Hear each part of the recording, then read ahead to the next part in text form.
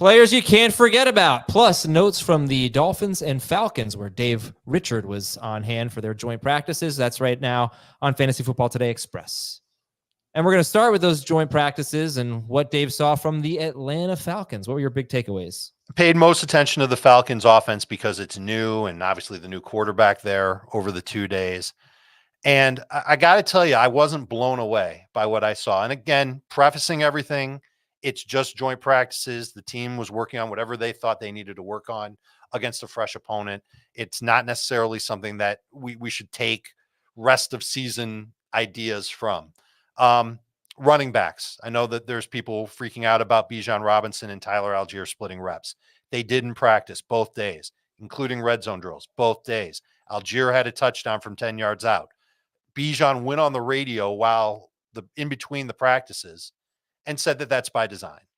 I still think Bijan's going to see the majority, and I think Bijan's going to be really good. By my count, Bijan led the Falcons in targets when Kirk Cousins was on the field. That's a good thing. So I'm still encouraged by Bijan. If there was a Falcons player that I was most impressed by, it was him. The receivers, Drake London, Kyle Pitts, foremost among them. I thought London looked like he's looked, big receiver, physical, got physical with Jalen Ramsey for a touchdown on day 2 of the practices. Day 1 didn't really stand out that much, had a nice slant pass. I think he's going to have the most targets among everybody on the Falcons. That's not really surprising. I think he had one more target than Kyle Pitts. When I asked Cousins about London, he complimented his hands, his size, and Cousins went back into his Rolodex of players they played with. He pulled BJ Cunningham from his days at Michigan State as the receiver that reminded him the most of London.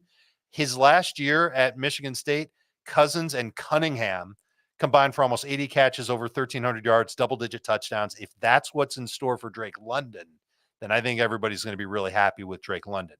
Pitts, on the other hand, Cousins meant to be encouraging, but he said that he's talking to Pitts all the time about catching passes away from his body, not bringing it into his body.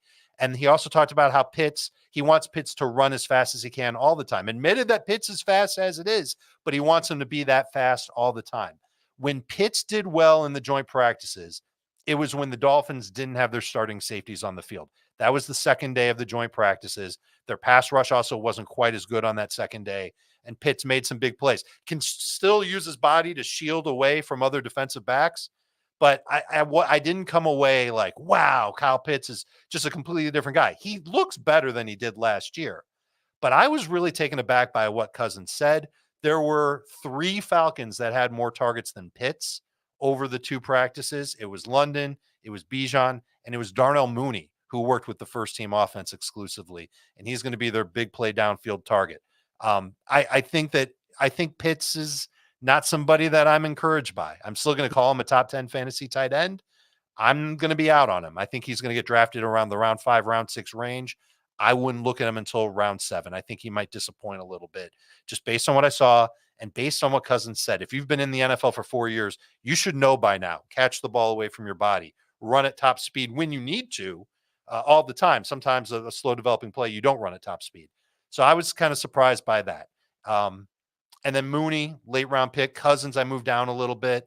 I think he'll be efficient, not necessarily dominant, not as explosive of a thrower as he was back in Minnesota. And I think that's just a byproduct of what the Falcons offense will be. Okay, we're going to take a break. And when we come back, we'll get quick thought on the Dolphins running backs. And then we will talk about players that you cannot forget about in your fantasy drafts. We'll be right back on Fantasy Football Today Express. We are back. Okay, Dave, what'd you see from Mostert and Achane? They split reps a lot. Achane he definitely got there was an emphasis on getting him the ball through the air, especially on the second day. And I think he had something like 5 targets. I think he led the Dolphins offense in targets on that second day. So that's a good thing for Achane. But when it came to running the ball, they were almost even. There are some issues with that Dolphins offensive line. They've got some guys that are hurt. Tron Armstead didn't really get in there and work very much. Other players were in and out off the field. I'm a little nervous about that line on 2 fronts. Number one, just as far as blocking for the run game. and number 2, protecting Tua Tagovailoa. I also want to mention that Jalen Waddle did not practice either of the days. Mike McDaniel said it's a minor issue, but we've been down this road. This time last year, Jalen Waddle was hurt, and we saw him basically play through that injury through the majority of the season. He missed time with injuries. He's another player that I'm going to be out on. Just the number of games where Tua has had both Waddle and Tyreek, and they've both done well, it's low. It's something like 8 out of 30 games. Tyreek is still a beast, and he's worth the early round 1 pick. You should take him at 101 if you're scared of McCaffrey and CeeDee Lamb and it's full PPR. I think Tyreek Hill would be the pick there, but to me, he's still number 3 overall. Waddle, I'm kind of out on. Achane, just don't reach too much for him. I get the excitement, and yes, he's a little thicker, definitely fast, catching the ball more, all very encouraging things. Mostert, good value pick. Tua, a late round pick. All right. Well, let's not forget. Then don't forget about Tua Tagovailoa. He could lead the NFL in passing yards. He could.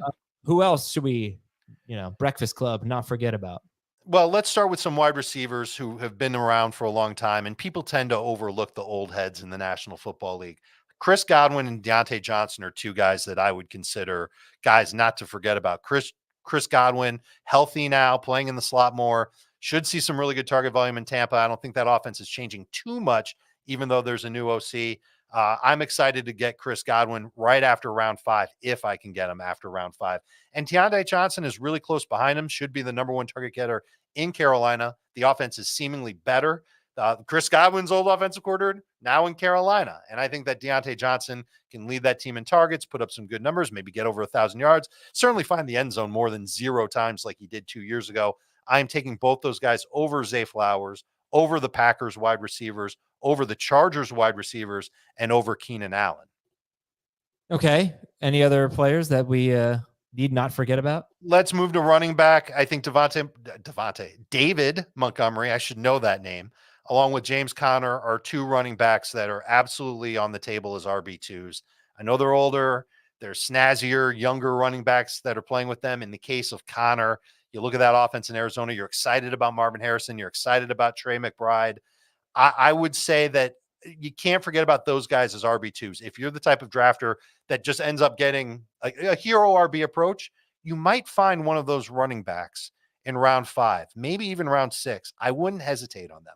I think they still have 1,000+ yard potential. I think they both have double-digit total touchdown potential, and they should be good values, even though they're a little bit older. One other running back, Brian Robinson in Washington. He's had a good camp by all accounts. I'm going to see him in practice in a week, and he's catching the ball. Certainly should be the lead back for the Commanders. I know they got Austin Eckler, and I know that they've got Jaden Daniels, and yeah, Jaden Daniels is going to run. There's no question about it.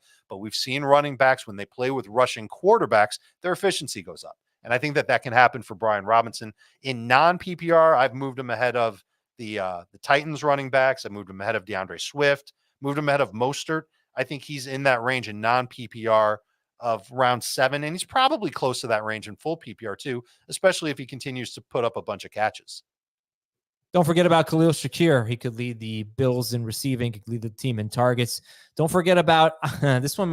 I do not like this player much at all. I think he's bad at this point by NFL standards, but don't forget about Ezekiel Elliott, because Rico Dowdle is going to start moving up, and Ezekiel Elliott's going to start moving down. And Ezekiel Elliott could end up being a 13th or a 14th round pick or something like that. And he still could be their leader in rushing touchdowns. And he still could be in there in pass protection. They've always liked him there.